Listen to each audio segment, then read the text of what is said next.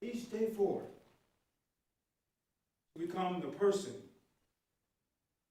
we are makes it harder to go backwards. To return to the shadowy, private world of closed doors and shuttered windows. To experience the awakening of one's true self after being so long suppressed can never be adequately explained in language. By Ellie Ilby. She was a Danish trans artist, and the novel, The Danish Girl, are loosely adopted from her life.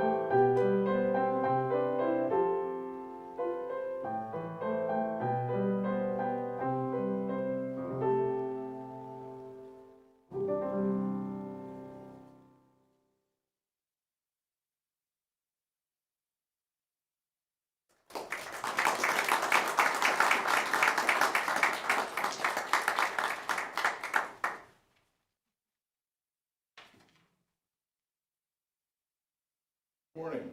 Good morning. What a wonderful sight. Welcome to Minnesota Valley Unitarian Universalist Fellowship. I'm Tom Ellinger, and I'm honored to serve the congregation as a member of your Board of Trustees. You are all welcome here, however old or young you are, wherever you were born and grew up, whoever your ancestors were, and in whatever religious tradition you were raised. You are welcome here, whatever your gender and whoever you love. You are welcome with whatever abilities and limitations you have.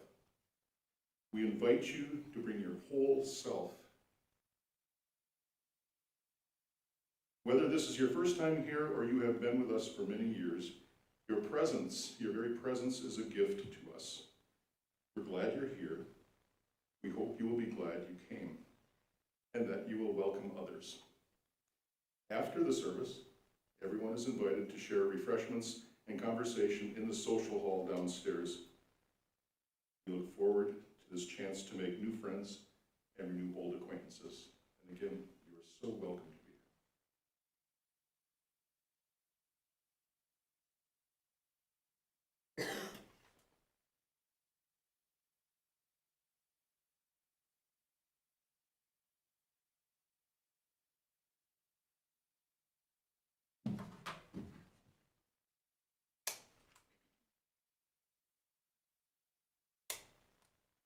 We are pitted against each other in order to keep us from seeing each other as allies. Genuine bonds of solidarity can be forged between people who respect each other, who respect each other's differences, and are willing to fight their enemy together. We are the class that does the work of the world and can revolutionize it. We can win true liberation.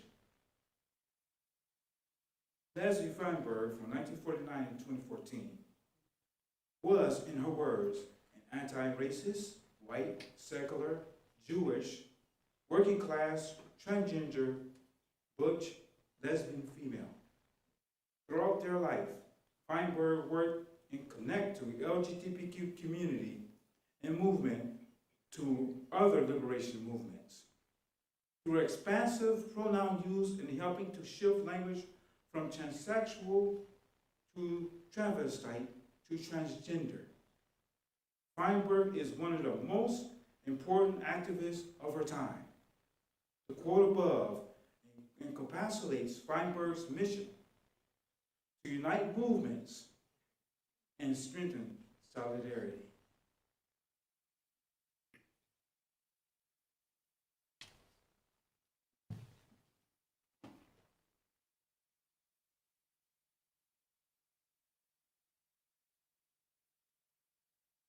Today's opening hymn is number 1023, Building Bridges. We will have song leaders to guide us through. We'll sing together the first time in unison, and then we will sing together in parts. Take note, middle section, that you will be divided right down the middle so that there's section 1, 2, 3, 4. So again, one time in unison and then 2 times in a round.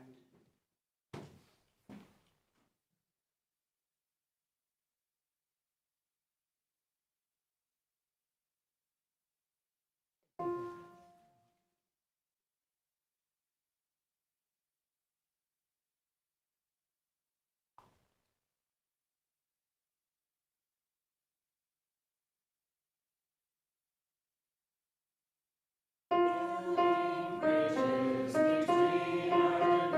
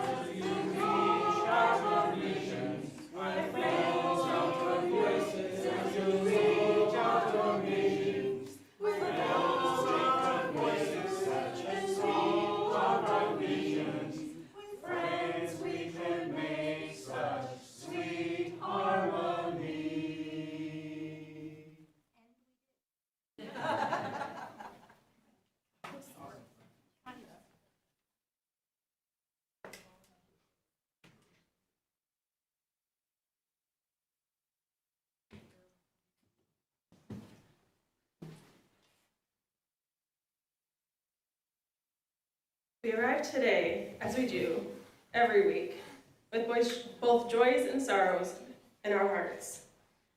And as we, hold up, and one of the promises we make to each other in this beloved community is that we help celebrate the joys and sorrows. If you have a brief personal joy or sorrow to share, please raise your hand and an usher will bring you the microphone. If you are online, please type your joy or sorrow into the chat to be shared.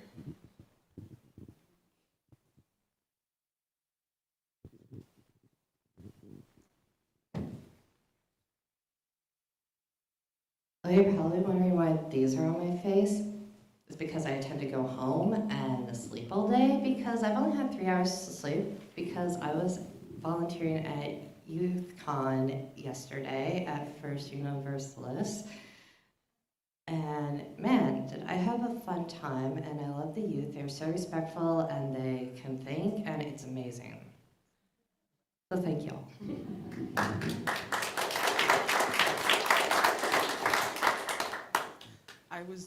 Is it on? Okay. I was just gonna say Mother Nature and the Northern Lights this week. I hope people saw them. They were amazing. I photographed them, and it was just a really fun week.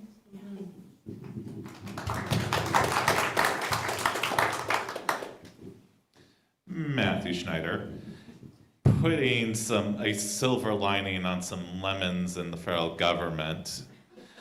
I, this week, was able to talk to some of my federal contacts that I hadn't spoken to in a month and a half. So it was good to catch them back up and update them on the operations while in their absence.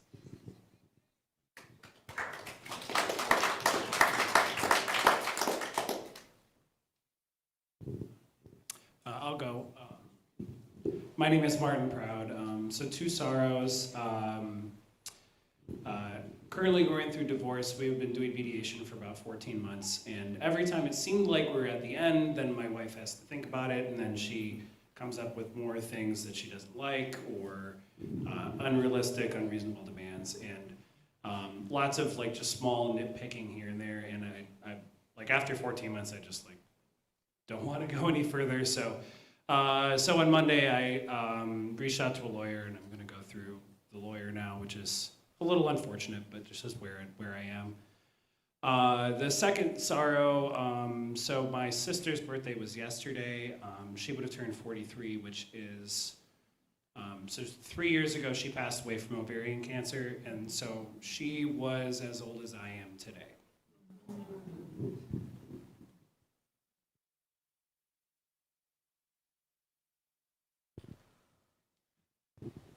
Do we have any online joys or sorrows? Doesn't look like that today. Do we have any other joys and sorrows? So join us in our musical response.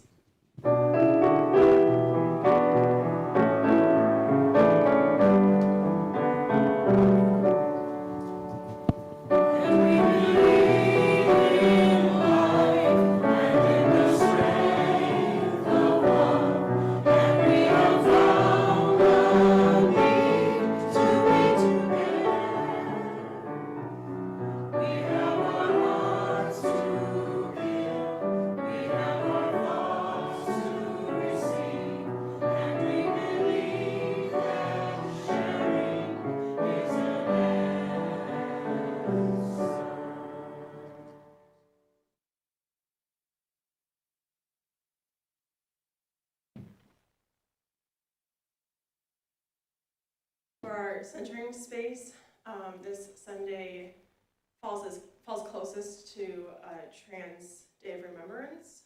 So as choir sings, we remember them.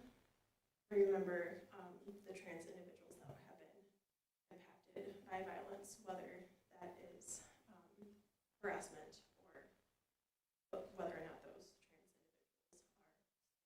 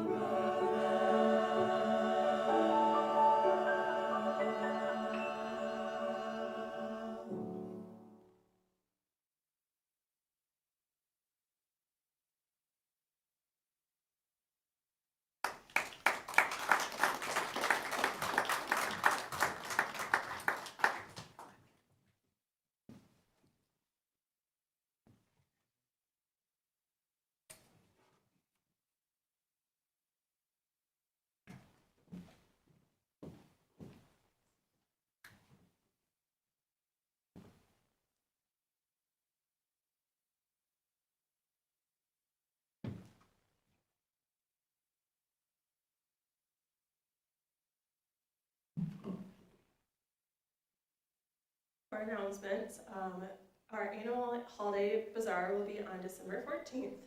Please put it in your calendars and plan to attend. I believe Linda has an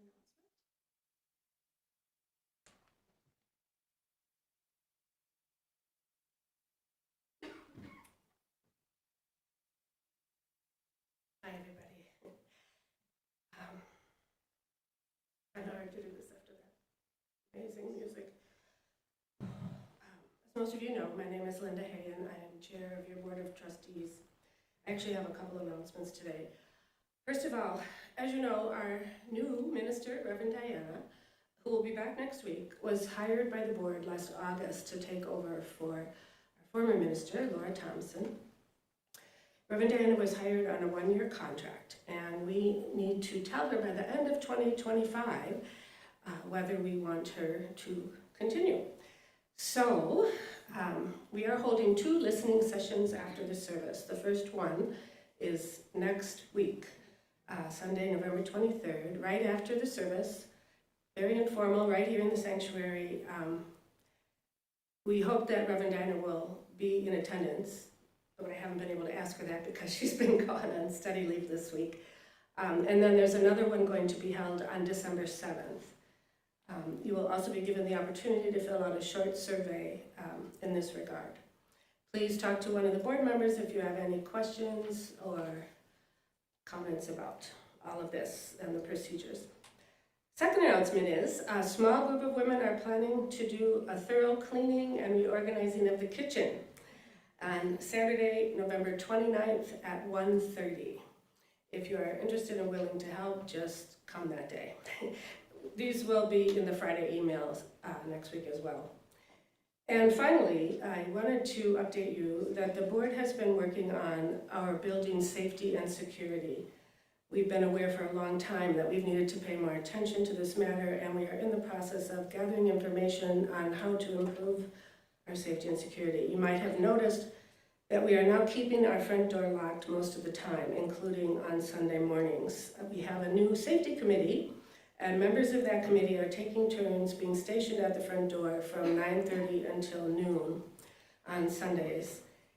And at noon, the door will be locked, and people who need to enter can ring the doorbell. I don't know if we're going to try and use our doorbell more. There's a doorbell on the front door to the left of it, and we're going to be asking, mostly when groups are here, to also use that doorbell. So if the door is locked, you can ring the doorbell.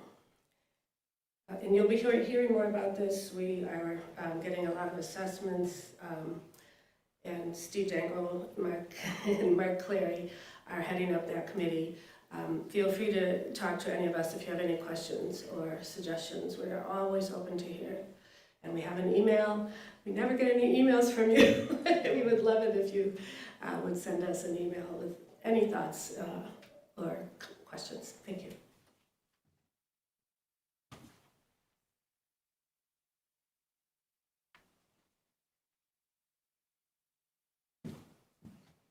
Good morning.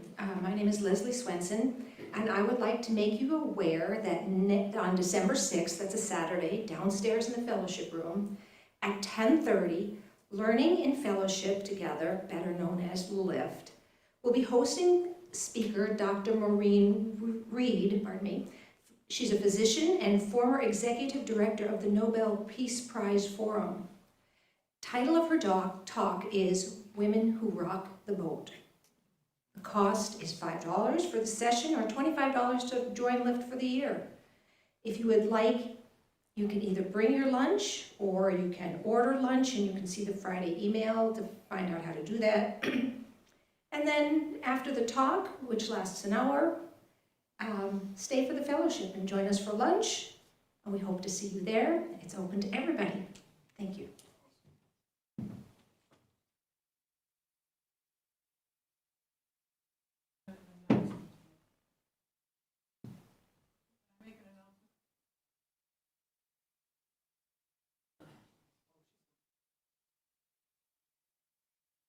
You can come up.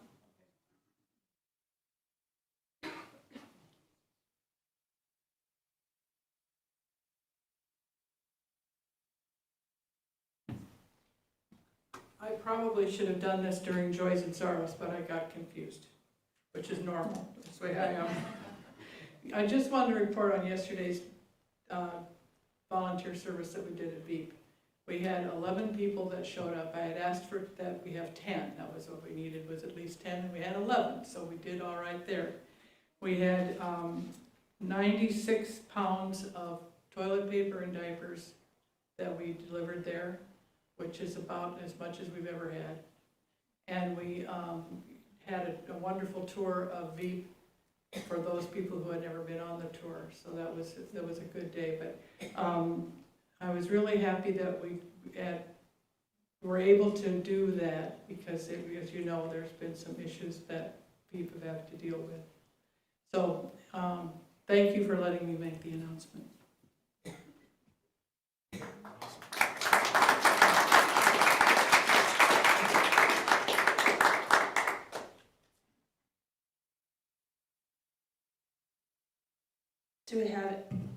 Do we have any more announcements? Okay. Hearing none, we're going to move on to the offering space. Generosity is one of the spiritual qualities we aspire to, and one of the practices we nurture in this community. With our offering, we give our resources to support the work of this congregation. We know that giving financially is only one of the ways we support that work. We do it too with our time and our talents. All three are necessary for the vital work we do for each other and our community. We donate half of our collection each Sunday to support one of our community partners, organizations who are in alignment with our values. For November, our sharing partner is Beacon Interfaith Housing Collaborative. Beacon is a collaborative congregation and housing advocates who believe that secure, affordable housing provides the key to safer communities, stronger families, and a healthier economy. Together, they build new apartment homes, invest in residents through supportive services, and champion policy solutions to ensure everyone has a safe, affordable place to call home. Beacon Homes serve over 1,200 residents in the greater Twin Cities metro, and their policy work impacts the entire state. They believe that quality, affordable homes belong in all communities. You can give in person as baskets are brought around, or online using either the QR code on the screen and on the printed. We don't have a full printed order service, but if there's a QR code on one of those printouts floating around. You can donate that way, or the link on our website. Please give as generously as you are able to.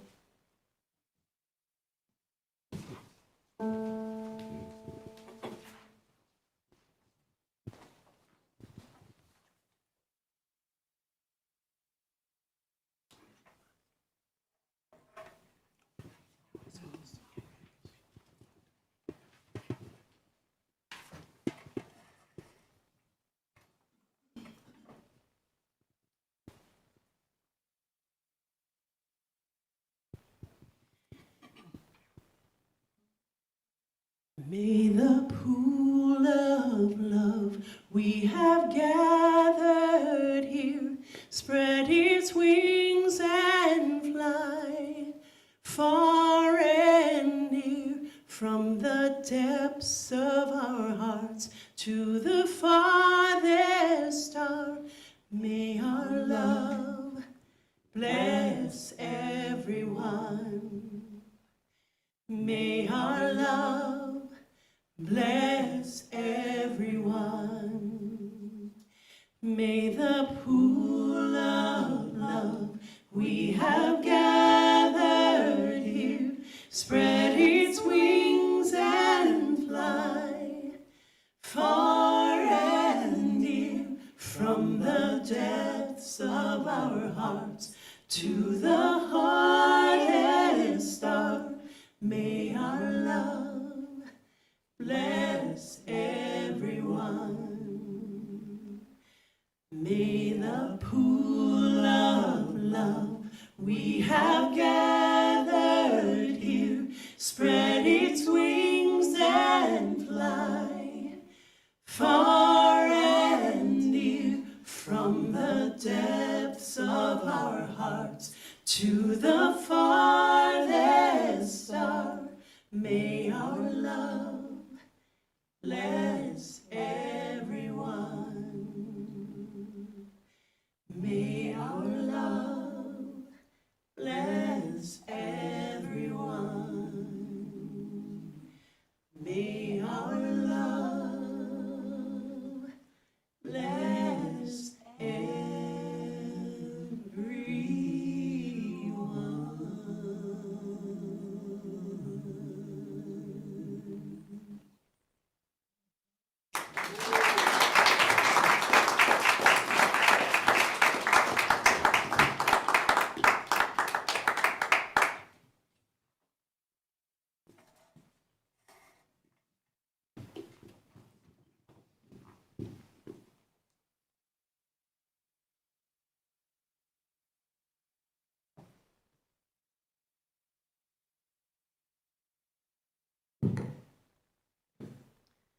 Dear beloveds, in just a number of months, we've gone from politicians trying to define male and female to claiming trans people are terrorists. We're being told which bathroom to use, told we don't belong in sports, told we're too emotional, taking up too much space, don't belong in certain communities, harassed, murdered, told to get out of this country while barriers are created to prevent us from seeking asylum elsewhere. All to avoid the real perpetrators, bigots, toxic masculinity, and the patriarchy, white supremacy. I often hear that we have to protect the children from the trans agenda. Somebody, can't tell somebody back there laughed or sneezed, but if it was a laugh, yes, that's the appropriate response.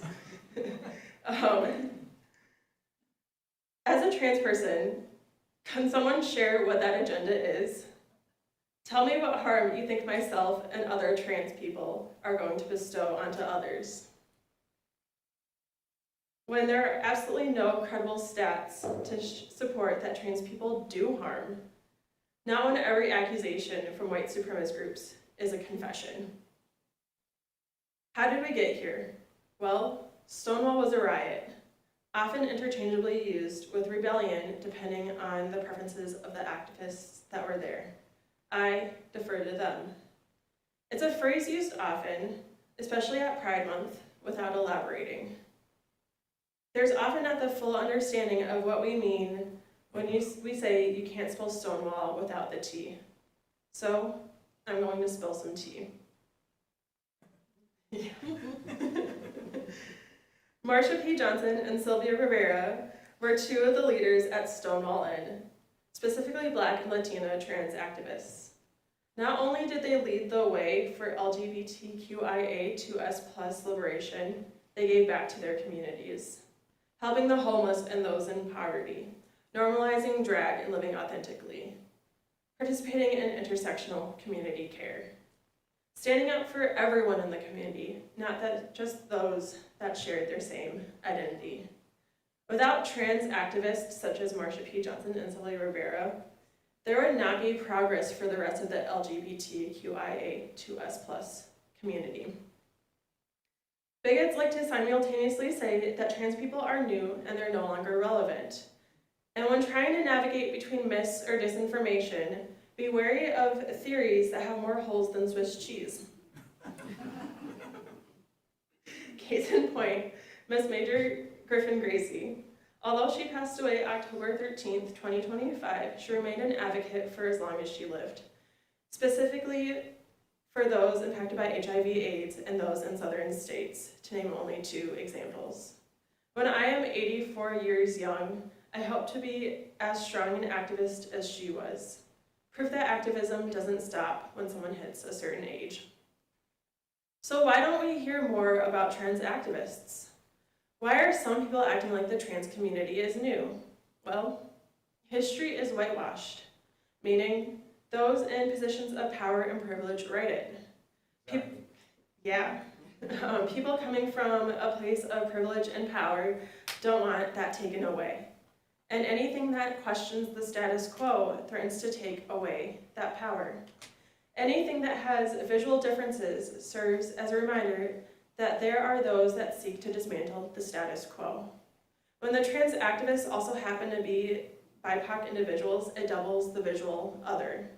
Yet, the more invested in community, the more identities one has in marginalized groups, the more compassionate and invested in community care one seems to be. Not that it negates those in privileged positions who are equally as giving and using their positions of power to dismantle white supremacy. Where the misconception often lies is the idea that we don't have enough human rights to go around. If we stand up for one marginalized group, there will not be enough human rights for others. I promise human rights are not pie. Exactly. If we give some slices of human rights pie to one marginalized group, we will not run out of human rights pie for other marginalized groups. It has no limitation. It does have no limitations, you got that right. In fact, I have such confidence in intersectionality that I can promise that providing human rights for one marginalized group benefits everyone, even if they are not part of that marginalized group or are coming from a place of privilege. For example, as someone who uses any free bathroom, regardless of signage, single-occupant, gender-neutral restrooms tend to be cleaner.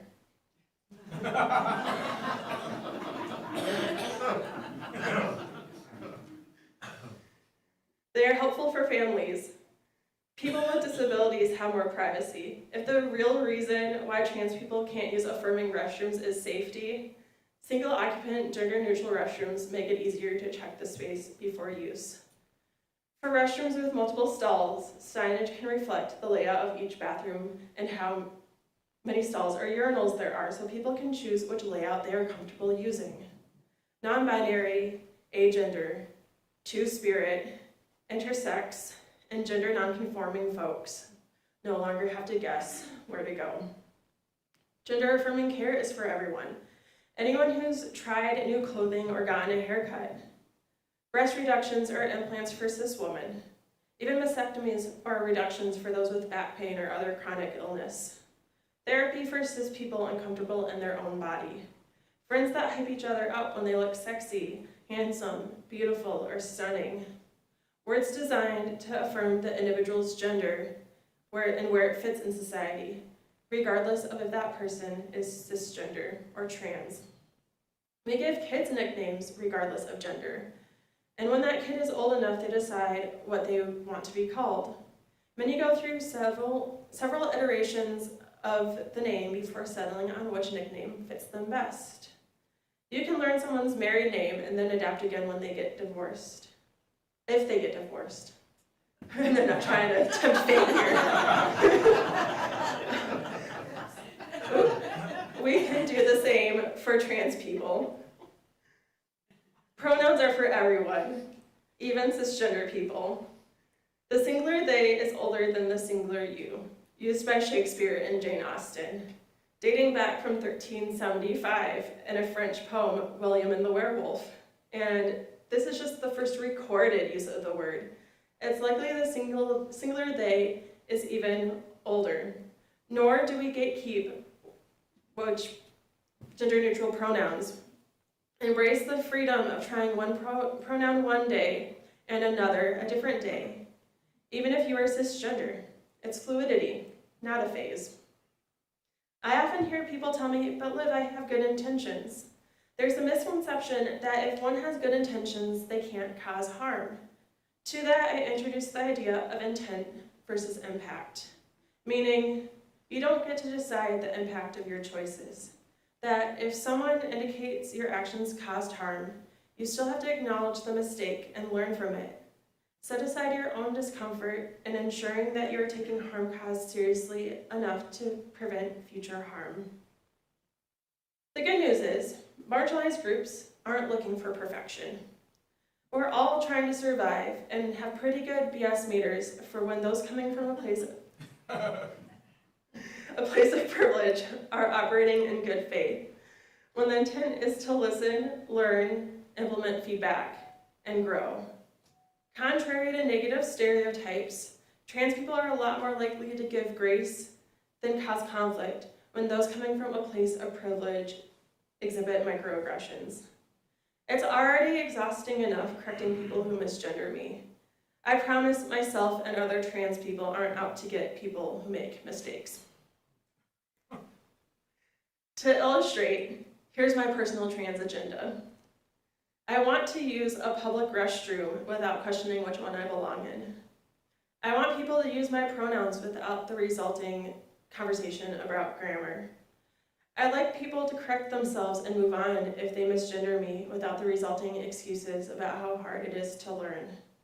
I'd like to legally change my name and get a passport without fear it's going to out me to the federal government. I like to wear whatever I want, whenever I want, grow any type of body hair I choose, and cut my hair to whatever length, without comments about whether it's masculine or feminine. I like to read the news without trans people getting blamed for everything violent in the world. I like to be able to travel without worrying if it's safe for myself and other trans people. I'd like to live in the USA without worrying if I need to come up with a contingency plan to seek asylum in another safer country. I'd like simply to exist. Exactly. I spent most of my life thinking I'm cis, so I can relate to the idea that knowing how to stand up for trans people is confusing. We're told to hear the lived experience of trans people while also being told it's not their responsibility to educate. Told to research on Google while also being told Google isn't a reliable place. Told to advocate for trans people without speaking over them. The one thing I know for sure is inaction is not an option. If there are barriers to one's understanding pronouns or chosen names, ask yourself how it would feel to get misgendered or misnamed. If there's information you don't understand, Google first before putting the burden of education on trans people. Practice using pronouns and other action items so you're not relying on trans people to correct you. All new skills are hard at first, but if you don't put in the work, you're not going to get better. Which is why congregations such as ours are so important. When those of all backgrounds are considered holy, when we are considered beloved, when we are each other's chosen family, regardless of all the areas of learning and growth we are finding on our journeys. The search for truth is ongoing for all of us. Here's what we are already doing to show we are welcoming to trans people and how we can continue to achieve growth in welcoming them. Gender-neutral restrooms, yes, even the ones with multiple stalls. A growth in adding pronouns to name tags and email signatures. A growth in using pronouns and holding each other accountable. A desire to learn, conversations about how language has changed over time. Reflection about harm caused and how members can better show growth going forward. Using discomfort as a cue for learning. Feedback to your leaders when systemic change is needed and how to achieve it. Participation on committees to assist in meeting those goals and bringing MVUUF to the community. Calls to action about protests and raising awareness about standing up for trans people in a hostile political climate. Becoming each other's chosen family in a safe space in an increasingly hostile world. Recognizing times when the status quo causes harm and taking steps to change it. Recognizing that the work to stand up for marginalized groups is ongoing and it doesn't stop when we meet certain action items or reach a certain point in our lives. So, come as you are. All are welcome here. Your authentic self, loving, messy, and whole. Even when the world feels a broken place, we can counter that. We can lift each other up. We can remember the activists at Stonewall and embody their spirit. Making political change, however big, or small, creating community care and safety in uncertain times. This too shall pass, and we won't succeed without each other. With love, live.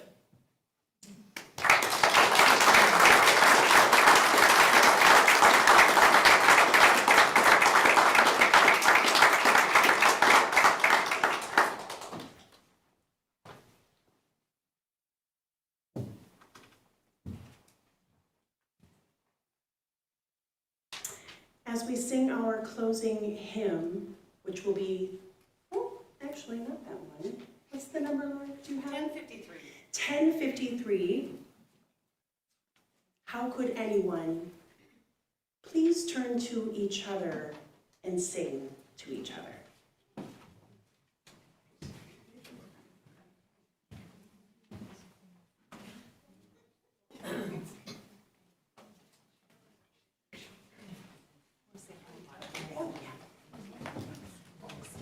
We'll sing this 3 times through.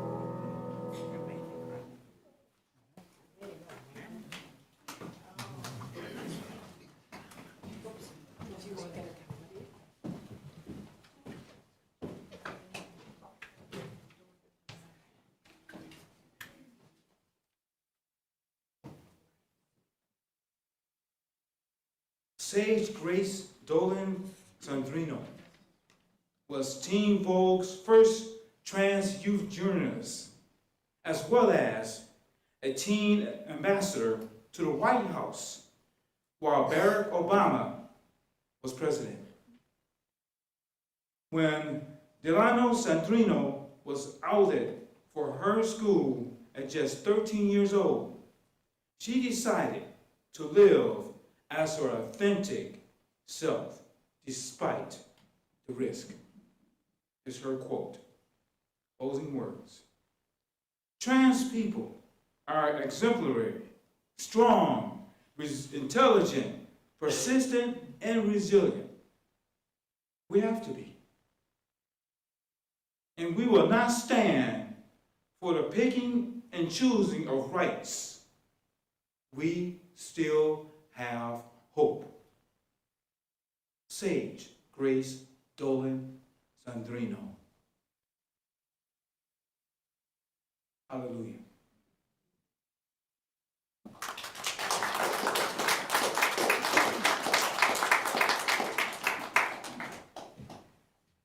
Please join in singing our chalice extinguishing song.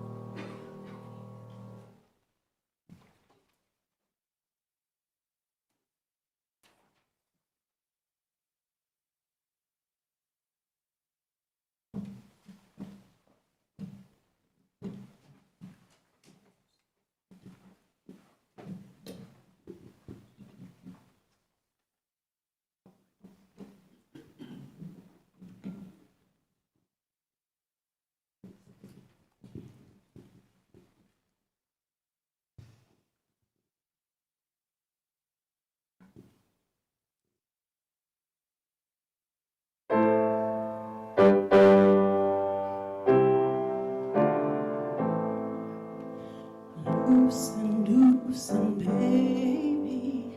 You don't have to carry the weight of the world in your muscles and bones. Let go, let go, let go. Loosen, baby. You don't have to carry the weight of the world in your muscles and bones. Let go, let go, let go.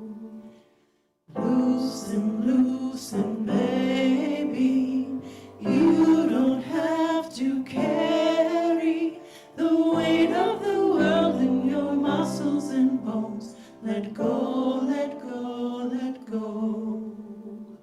Holy breath and holy name, will you ease this pain? Holy breath and holy name, will you ease this pain? Loosen, baby, you don't have to carry the weight of the world in your muscles and bones. Let go, let go, let go. Loosen, baby, you don't have to carry the weight of the world in your muscles and bones. Let go, let go, let go. Loosen, baby.